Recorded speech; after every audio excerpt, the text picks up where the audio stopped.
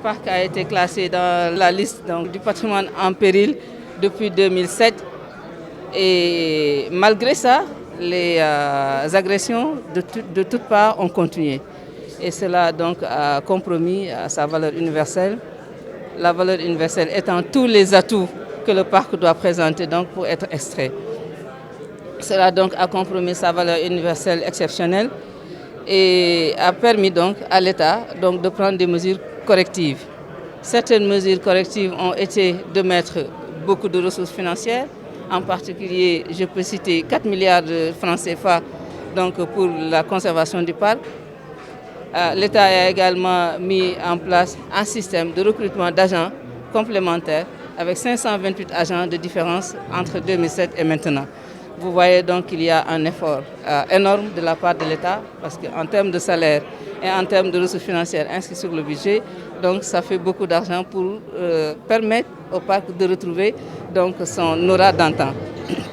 Mais cela n'empêche, il faut dire qu'il y a toujours un gap.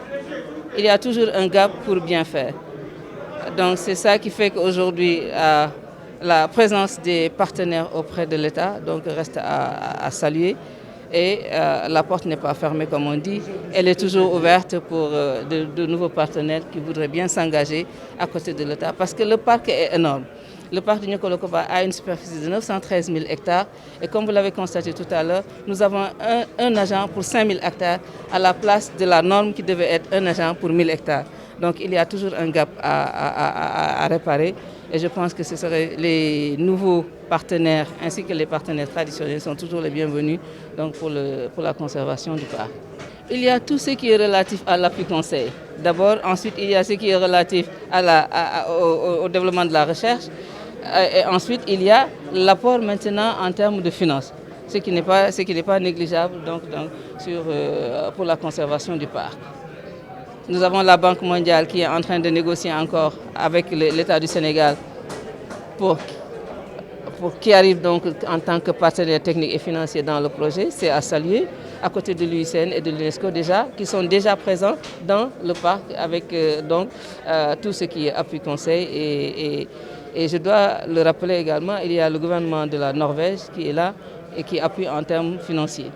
Pas plus tard qu'il y a 2 mois, il y a eu le 50e anniversaire du programme de l'UNESCO appelé L'Homme et la Biosphère, qui a eu sa première réunion intergouvernementale qui s'est tenue pour la première fois sur le continent africain. Et cette rencontre s'est tenue à Abuja, au Nigeria. Il s'agit d'une réunion où on célèbre la rencontre entre l'homme et la nature.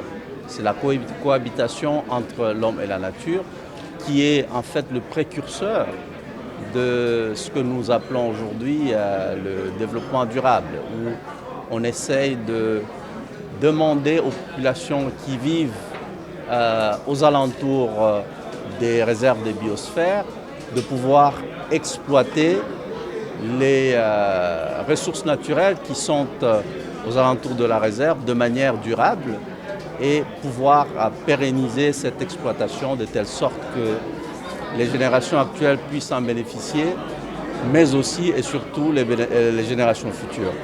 Donc en ce sens, il y a d'abord le processus d'inscription par les pays de ces sites au niveau des réserves de biosphère, mais aussi la gestion de ces sites pour s'assurer que les caractéristiques qui ont fait de ces sites des réserves de biosphère soient toujours là.